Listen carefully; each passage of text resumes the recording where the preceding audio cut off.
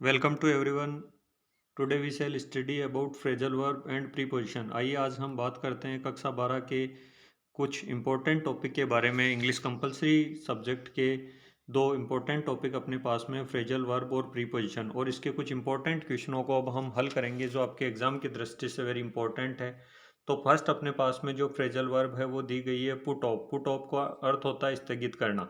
तो कहीं पर भी यदि पुट ऑफ का आपको प्रयोग करना हो तो वहाँ देखना होगा कि इसका अर्थ स्थगित करना निकलेगा। जैसे अपने पास में एग्जांपल है, the cricket match was put off due to bad weather.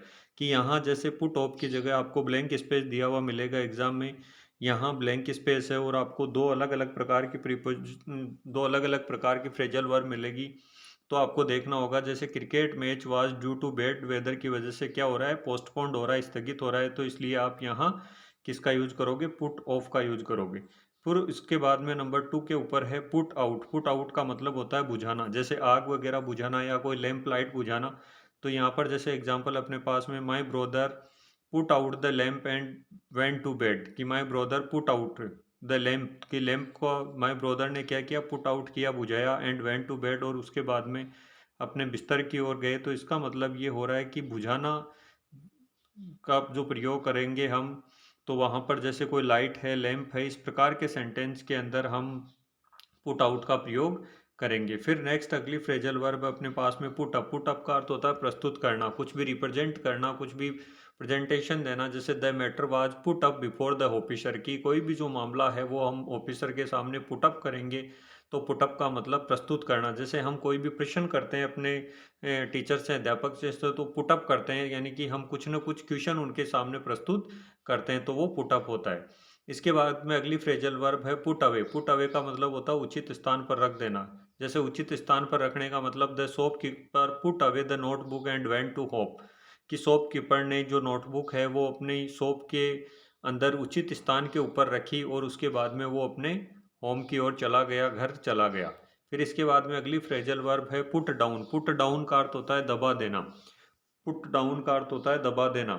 जिस प्रकार से एग्जाम्पल अपने पास में, the police put down the matter. कि पुलिस ने क्या किया, मैटर को दबा दिया। कोई भी मामला है तो उसको पुट डाउन कर दिया, इसका मतलब पुलिस ने उस मामले को दबा दिया, उसकी ओर पुलिस का कोई ध्यान नहीं है। फिर अगला अपने पास में है पुट बाई। पुट बाई का मतलब होता है बचाना, यानी कि सेव करना, कुछ भी सेव करके रखना। His father puts by some money for trouble days. कि उसके पिताजी ने कुछ जो धन है वो बचा कर रखा है, क्यों, क्योंकि ट्रबल डेज के लिए कुछ जो धन है उसको पुट बाई कर रखा है। पुट बाई का मतलब होता है सेव करना।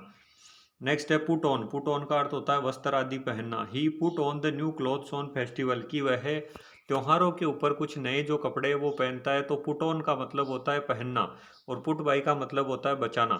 फिर अगला अपने टर्न से संबंधित जो फ्रेजल वर्ब है वो देखेंगे हम, टर्न अवे। टर्न अवे का मतलब होता है वापस भेजना। टर्न अवे का मतलब होता है वापस भेजना। जैसे the principal turn away his application. की प्रिंसिपल ने किसी बच्चे की कोई एप्लीकेशन है छुट्टी की तो उसको वापस टर्न अवे कर दिया। टर्न अवे करने का मतलब उसको वापस भेज दिया, यानी कि उसको उन्होंने अस्वीकार भी कर लिया, उसको उन्होंने वापस रिटर्न कर दिया। फिर नेक्स्ट है टर्न डाउन। टर्न डाउन का मतलब होता है अस्वीकार करना। She turn down my request for travel together. उसने यात्रा साथ करने का जो अपना विचार था उसको वापस से टर्न डाउन कर दिया, यानी कि अस्वीकार कर दिया। अगली फ्रेजल वर्ब है टर्न ऑन। टर्न ऑन का मतलब होता है खेलना या निर्भर करना। जैसे अपने पास में एग्जांपल है, don't turn on the tap so frequently. Don't turn on, turn on का मतलब खोलना। Turn on the tap so frequently, कि नल को बार बार आप मत खोलो। टर्न ऑफ का मतलब होता है बंद करना। टर्न ऑफ का मतलब होता है बंद करना। U turn off your mobile during meeting. कि आपको मीटिंग के दौरान अपने मोबाइल फ़ोन को बंद करके रखना है, जिससे किसी प्रकार का कोई डिस्टरबेंस नहीं हो। इसके बाद में अगला है टर्न टू। और टर्न टू का मतलब होता है ध्यान देना। टर्न टू का मतलब क्या होता है, ध्यान देना, attention. After finishing her work she turn to her daughter. After finishing her work she turn to her daughter. कि वह अपना कार्य पूरा करने के बाद में she turn to her daughter, उसने अपनी पुत्री की ओर ध्यान दिया। अब इसके बाद में जैसे ही हम आगे बढ़ेंगे तो हम देखेंगे fill in the blanks. Fill in the blanks by choosing the words given in bracket. कि यहाँ प्रीपोजिशन के कुछ इंपॉर्टेंट क्वेश्चन दिए हुए हैं तो उनको हम हल करेंगे, और यहाँ ब्रैकेट के अंदर अपने पास में कुछ ऑप्शन दिए गए हैं तो उनमें से हमें सही ऑप्शन का चुनाव करना है।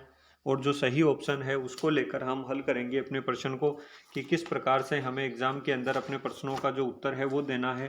तो आइए हम बढ़ते हैं अपने प्रश्नों की ओर और देखते हैं कि किस प्रकार से हमें इन प्रश्नों को हल करना है। तो फर्स्ट प्रश्न अपने पास में है, ही is sitting blank space his car.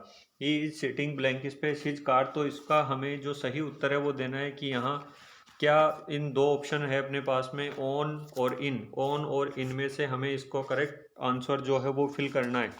तो यहाँ डियर स्टूडेंट्स आएगा he is sitting in his car, he is sitting in his car आएगा।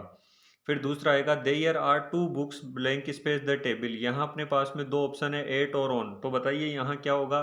तो यहाँ जो सही उत्तर है वो होगा ऑन। यहाँ सही उत्तर क्या होगा, ऑन। फिर आगे the kites rose blank space the cloud, the kite rose blank space the cloud. Above और ऑन दो ऑप्शन अपने पास में है, तो यहाँ सही उत्तर हो जाएगा अबव। फिर नेक्स्ट है the plane is flying blank space the town. अब देखो यहाँ प्लेन के लिए आ रहा है तो यहाँ हो जाएगा ओवर यहाँ सही उत्तर हो जाएगा। यहाँ जैसे अबव था तो यहाँ ओवर हो जाएगा। फिर अगला है his father is 70, his father is 70। तो यहाँ हो जाएगा बिलो, यहाँ अंडर नहीं आएगा, यहाँ क्या आ जाएगा, बिलो आ जाएगा। फिर नेक्स्ट जैसे है अपने पास में he was sitting the tree, over और अंडर। तो यहाँ पर अंडर का प्रयोग हम करेंगे कि he was sitting under the tree, he was sitting under the tree का प्रयोग हम यहाँ करेंगे। फिर इसके बाद में जैसे ही हम आगे बढ़ेंगे तो देखते हैं कुछ इंपॉर्टेंट जो क्वेश्चन है वो और हैं अपने पास में। He was sitting under the tree हो गया। इसके बाद में हम देखेंगे the child came and set by, set के बाद में क्या आएगा, बाई आएगा, इन नहीं आएगा, set by her. He died of आएगा, यहाँ क्या आएगा, he died of grief, he died of grief यहाँ आएगा। There were trees across the house, there were trees across the house. फिर नेक्स्ट में आएगा he writes blank space, he writes के बाद में यहाँ आएगा इन, ही राइट्स इन पेंसिल। देखिए यहाँ पेंसिल की जगह यदि पेन होता, यहाँ पेंसिल की जगह यदि पेन होता तो हम विथ का प्रयोग करते। कोई भी इंस्ट्रूमेंट के साथ में हम लिखते हैं पढ़ते हैं तो वहाँ विथ का प्रयोग होता है, लेकिन पेंसिल अनकाउंटेबल नाउन के रूप में यूज होता है, इसलिए यहाँ इन का प्रयोग होता है पेंसिल के साथ में। पेन के साथ में कभी भी आप यूज करो तो हमेशा ध्यान रखना विथ का प्रयोग होगा, और पेंसिल के साथ में इन का प्रयोग होगा। तो इन बातों का आप विशेष ध्यान रखोगे। आशा करता हूँ दिए गए प्रश्न आपको अच्छे से समझ में आए होंगे। धन्यवाद।